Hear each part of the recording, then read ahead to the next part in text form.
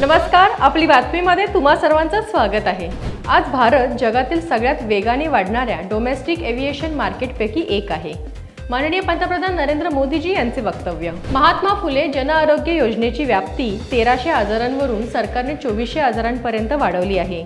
माननीय मुख्यमंत्री देवेंद्रजी फडणवीस यांनी दिली माहिती। मला माहिती आहे की महात्मा फुले जन आरोग्य योजनेच्या अंतर्गत प्रत्येकाला 5 लाखापर्यंतचा इलाज आता मोफत केलेला आहे आणि मला सांगताना आनंद वाटतो। मागच्याच महिन्यात आम्हाला काही लोक भेटले, ते म्हणाले की साहेब महात्मा फुलेच्या अंतर्गत 5 लाखापर्यंतचा इलाज तर तुम्ही मोफत केला, पण त्याच्यामध्ये 1300 आजार आहेत, पण अनेक असे आजार आहेत ज्याचा समावेशच त्याच्यामध्ये नाही। मग त्या आजारात आम्ही काय करायचं? आम्ही देशभरामध्ये प्रत्येक राज्यामध्ये कुठले कुठले आजार समाविष्ट आहेत याची यादी मागवली आणि 1300 वरनं आता 2400 आजारापर्यंत आम्ही हा इलाज वाढवला।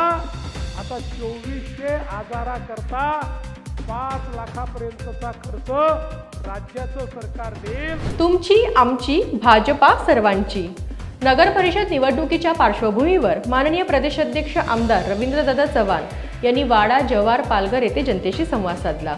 एकता, बंधुभाव आणि समरसता या तत्वांचा प्रचार आणि प्रसार करणारे श्री संत शिरोमणी संत रोहिदास महाराज यांना भाजपतर्फे पुण्यतिथी निमित्त कोटी कोटी वंदन।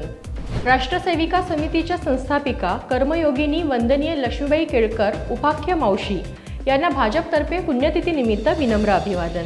पुणेकरांसाठी खुश खबर, मेट्रोचा होणार मेगा विस्तार। पुणे मेट्रो फेज 2 ला केंद्रीय मंत्रिमंडळाची मंजुरी मिळाली आहे। हा विस्तार पुणे शहराच्या भविष्यासाठी गेम चेंजर ठरणार आहे। संपूर्ण भारतासाठी एक अत्यंत गौरवशाली आणि अभिमानास्पद क्षण। संविधान दिनी पॅरिस येथे युनेस्को मुख्यालयात महामानव डॉक्टर बाबासाहेब आंबेडकर यांच्या महाराष्ट्राकडून भेट दिलेल्या अधिकृत पुतळ्याचे अनावरण झाले।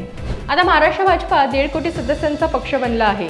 तुम्हाला सुद्धा भाजपचं सदस्य व्हायचं आहे का? तर तुमच्या फोनवरून 8800002024 या क्रमांकावर मिस कॉल द्या आणि भाजपा परिवाराचे सदस्य व्हा।